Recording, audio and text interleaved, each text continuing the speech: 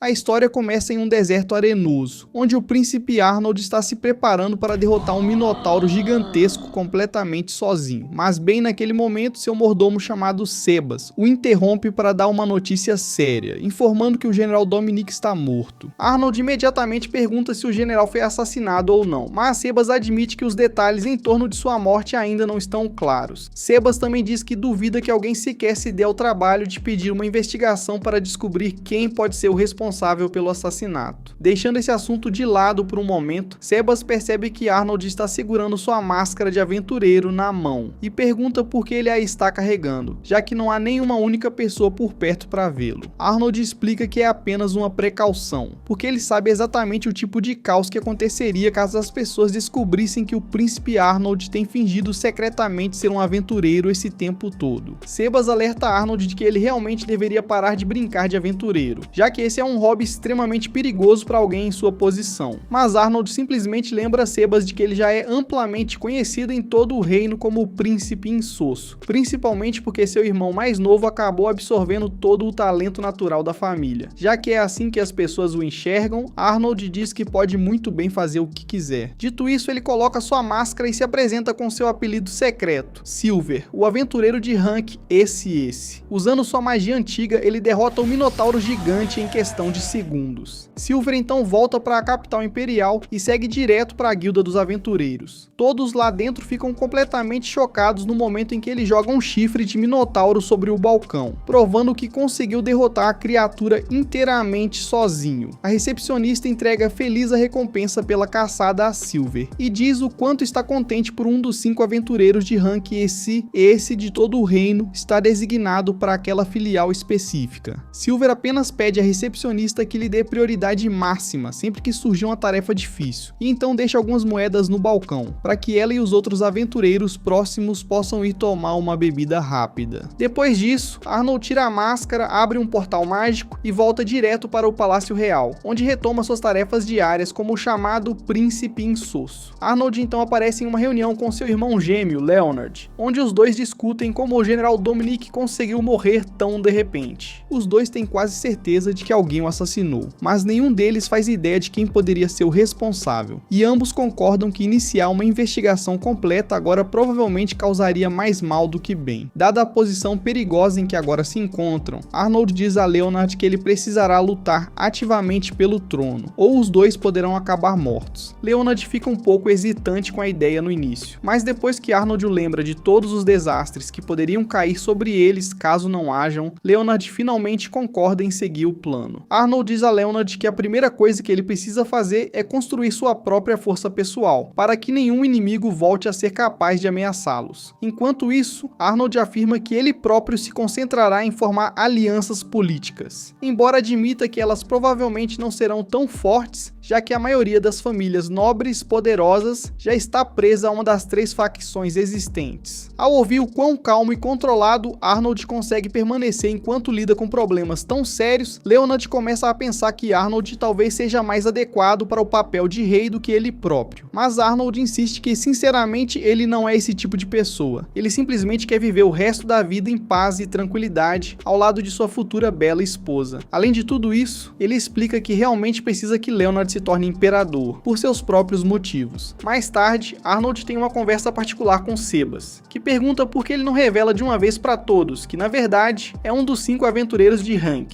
esse. Arnold o lembra de que o uso de magia antiga é considerado um sério tabu entre a nobreza há muitos anos, então revelar esse fato só traria conflitos desnecessários, com os quais ele simplesmente não tem tempo para lidar agora. Se Arnold fosse exposto como Silver, as pessoas também descobririam que ele vem usando magia antiga secretamente esse tempo todo, o que acabaria sendo muito ruim para as chances de Leonard se tornar imperador. Deixando essa preocupação de lado, Arnold então pergunta a Sebas se existe alguma família ducal que não esteja interessada em competir pelo trono no momento. Sebas responde que só existe uma família assim, a família Kleinert. Arnold presume que deve haver algum motivo para eles estarem tão silenciosos em um momento como esse. Sebas explica que isso acontece porque o território deles foi recentemente exposto a um monstro perigoso, furioso, então a família está ocupada demais lidando com essa crise para se preocupar com política. Arnold considera essa ideia de fazer Silver ajudar a família Kleinert a escapar dessa situação perigosa, colocando-os em dívida com ele, mas Sebas não recomenda o plano, já que isso poderia facilmente acabar revelando a conexão secreta entre Arnold e Silver. Porém, Arnold não está nem um pouco preocupado, porque sabe que tudo o que realmente precisa fazer é tomar cuidado. Com isso decidido, ele veste seu traje de aventureiro e se prepara para fazer uma visita ao duque da família Kleinert. Mas antes de sair, Sebas alerta Arnold sobre a filha do duque e sua beleza incomparável, pedindo que ele não se deixe cegar por sua aparência. Arnold apenas diz a Sebas para relaxar, pois ele não é o tipo de pessoa que se deixa levar facilmente por esse tipo de coisa. Em seguida, ele coloca a máscara e abre um portal que o leva diretamente à mansão da família Kleinert. No entanto, um dos filhos do duque dá apenas uma olhada nele e se recusa a acreditar que ele seja o verdadeiro Silver. Silver tenta tirar seu cartão da guilda como prova, mas o filho diz para ele nem se der ao trabalho e exige que saia do local imediatamente. Silver se prepara para partir, mas pouco antes de fazê-lo, consegue ter um breve vislumbre da filha do duque e admite para si mesmo que ela realmente é tão bonita quanto todos dizem. Arnold volta para casa e Sebas se surpreende com a rapidez com que ele já conseguiu retornar. Arnold explica exatamente o que aconteceu durante sua visita e diz que pretende voltar à mansão mais uma vez, mas dessa vez como o príncipe Arnold, em vez de Silver, para que o duque seja forçado a realmente ouvi-lo. 5 dias depois, Arnold chega à mansão dos Kleinert e tem uma conversa particular a sós com o duque. Depois de trocarem os cumprimentos formais de costume, Arnold vai direto ao assunto e diz ao duque que está plenamente ciente do problema com o monstro que atualmente assola seu território. Arnold explica que foi exatamente por isso que ele fez Leonard enviar o lendário aventureiro de Hank, esse Silver, para resolver a situação. E mesmo assim, Arnold diz ao duque que ele ainda se recusou a retribuir essa dívida, apoiando-os na disputa pelo trono. O duque insiste que não fazia absolutamente ideia de que Silver havia visitado sua mansão anteriormente e implora pelo perdão de Arnold, prometendo investigar pessoalmente o assunto. No momento em que o duque sai da sala, um sorriso presunçoso aparece no rosto de Arnold, pois ele percebe que tudo saiu exatamente como planejado. O fato de alguém daquela casa ter expulsado Silver só vai acabar deixando o duque ainda mais em dívida com eles. Arnold reconhece que foi uma jogada suja e manipuladora, mas sinceramente não se importa em manchar um pouco a própria reputação, desde que isso dê um impulso significativo às chances de Leonard. Cerca de 10 minutos depois, o duque volta para a sala, desta vez trazendo seu filho consigo, e pede desculpas profusamente a Arnold, explicando que foi seu próprio filho quem expulsou Silver mais cedo. O filho tenta argumentar que não tinha como saber que o verdadeiro Silver apareceria na mansão deles, mas o duque simplesmente manda que ele fique quieto e pare de piorar ainda mais a situação. O duque então tenta oferecer um de seus filhos a Arnold, como um presente formal de desculpas, mas Arnold recusa sem rodeios, dizendo que não precisa dele nem de seu filho inútil. A única coisa que realmente contaria como um presente de desculpas digno, segundo ele, seria algo que tivesse valor real tanto para ele quanto para seu irmão Leonard. Nesse momento, a filha do duque, Fine, de repente se apresenta e se oferece como presente de desculpas. Ela explica que estava presente quando Silver foi mandado embora, então se considera tão culpada quanto todos os outros envolvidos. Vendo até onde a família está disposta a ir para se redimir, Sebas sugere que Arnold simplesmente deixe todo o incidente passar desta vez. No início, Arnold fica relutante em simplesmente deixar aquilo para lá, pois fazer isso permitiria que o desrespeito daquela família ficasse sem punição. No entanto, depois que Sebas o lembra de que punir os Kleinert severamente não seria algo que Leonard normalmente escolheria fazer e que agir contra essa reputação poderia prejudicar seriamente sua posição, Arnold muda de ideia. Em vez disso, ele pede ao duque que envie alguém imediatamente para localizar Silver, dizendo que falará diretamente com ele sobre o assunto. Algumas horas depois, Arnold e Fine acabam ficando frente a frente com Silver, que deixa bem claro o quanto ainda está furioso por ter sido expulso da mansão 5 dias antes. Embora Silver admita que ainda está disposto a aceitar a missão de extermínio, ele primeiro pergunta a Arnold se já conseguiu garantir um acordo que coloque o duque firmemente ao lado deles. Arnold admite que ainda não fechou o acordo, mas garante que isso acontecerá muito em breve. Ao ouvir isso, Silver volta a chamar Arnold de príncipe insosso, zombando de como ele parece incompetente em comparação com o próprio irmão mais novo. Arnold tenta tranquilizar Silver mais uma vez, dizendo que tudo certamente será resolvido, e chega até a baixar a cabeça diante dele. Isso pega Fine completamente de surpresa, já que é praticamente impensável que um membro da família real se curve diante de alguém que nem sequer é nobre. Ao ver como como Arnold está disposto a engolir o orgulho com tanta facilidade, Silver finalmente concorda em aceitar a missão de extermínio do monstro. No entanto, ele lembra Finney de que todos estão contando com o Duke para cumprir sua parte do acordo, pois caso contrário, ele não aceitaria a missão. Depois que a reunião termina, Sebas elogia Arnold por usar magia de ilusão para criar uma imagem falsa e convincente de Silver, chamando todo o plano de pura genialidade. Arnold fica apenas aliviado por tudo ter dado certo, já que Finney agora está completamente convencida de que aquilo que testemunhou era real. Mais tarde, durante a viagem de volta para casa, Finney agradece a Arnold por ter baixado a cabeça diante de Silver em nome dela. Ela admite que no começo esperava que ele fosse alguém cheio de orgulho e arrogância, mas parece que estava enganada a respeito dele. Arnold tenta minimizar tudo, insistindo que só fez aquilo para seu próprio benefício. Mas quando olha para Finney e vê o sorriso brilhante e fofo em seu rosto, isso de repente o faz lembrar de uma memória distante de sua infância, quando observava uma chuva de meteoros junto de sua mãe. Mais tarde naquele dia, Arnold e Sebas estão juntos na montanha, e Sebas pergunta se ver o sorriso de Finney conseguiu reacender aquela mesma sensação de alegria que ele sentia quando era criança. Arnold apenas manda Sebas ficar quieto sobre isso. Depois dessa conversa, Arnold começa a perceber de repente que o deserto ao redor deles está completamente tomado por slimes. Sebas explica que outro grupo de aventureiros foi enviado recentemente para cuidar exatamente daquela área, e eles claramente têm estado bastante ocupados lidando com a infestação. Arnold já consegue perceber que há tantos slimes porque a Slime Mãe continua dando origem a mais deles sem parar, o que significa que o enxame nunca vai acabar, a menos que alguém consiga eliminar a fonte. Arnold imediatamente se transforma em Silver e vai encontrar o grupo de aventureiros, onde é apresentado ao líder deles, um homem chamado Abel. Os membros do grupo reconhecem imediatamente Silver como um dos raros e famosos aventureiros de rank esse.